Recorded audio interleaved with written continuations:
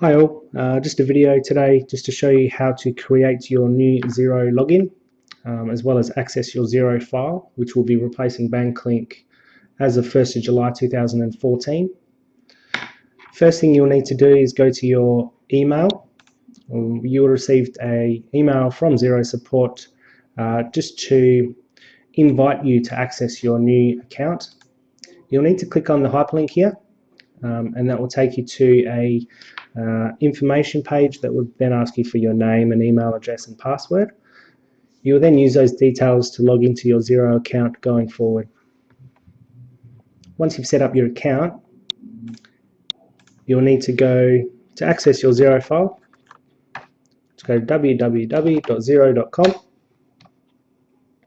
Up the top right, you'll see the login button, and you can go ahead and enter your email address as you would have just created.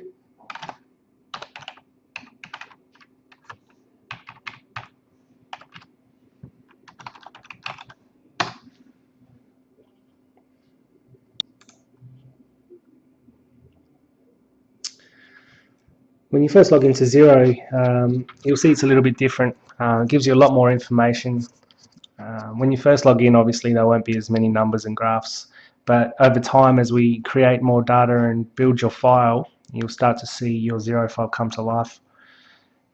When you log in, you'll be prompted to go to the reconcile 28 items in this case. This represents the number of transactions that we need to record and reconcile. So what we'll get you to do when you log in, come to this dashboard and click on that blue reconcile items button. What you'll see is on the left hand side there'll be a column which represents your bank transactions. Replicates exactly what you would see in your online banking, so it includes descriptions and any references that you would have included in your online banking or your customers have included when paying you money. On the right hand side, we'll see we then need to match those transactions to Xero. So basically here, this is where we record what these particular transactions are for. And in your case, what we need you to do is give us some information just to let us know for any transactions that weren't obvious, that we weren't able to record ourselves, we need to get your feedback and input for. So in the past, you would have completed a coding report, you would have written down the information on those coding reports, posted them back to our office, and then we'd go ahead and do the work. This way, it's a lot more time effective for you. You can simply log in from wherever you are, as long as you've got internet access.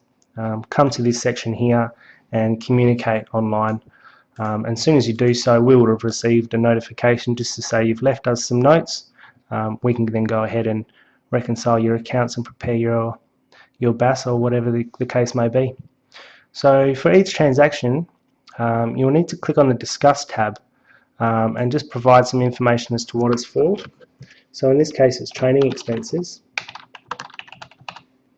Once you've entered the information, you'll see the Save button pop up, and you can go ahead and click that, and that will be there for when we log in and have a look.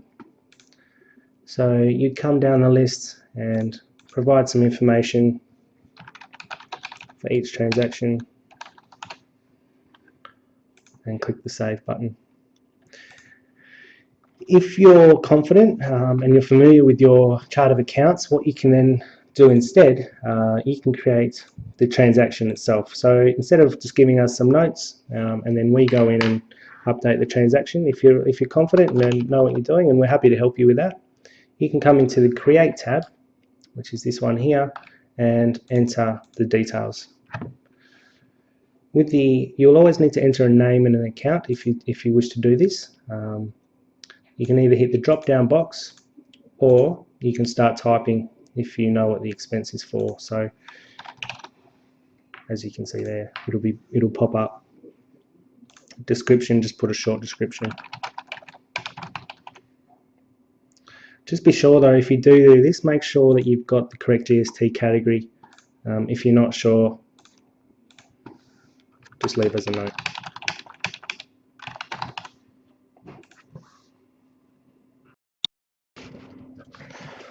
Over time, as we start recording the transactions, one of the best things about Xero is that it's quite intuitive. So if Xero sees the words bank fee in your transaction a number of times, it will start to preempt and predict what particular transactions are for.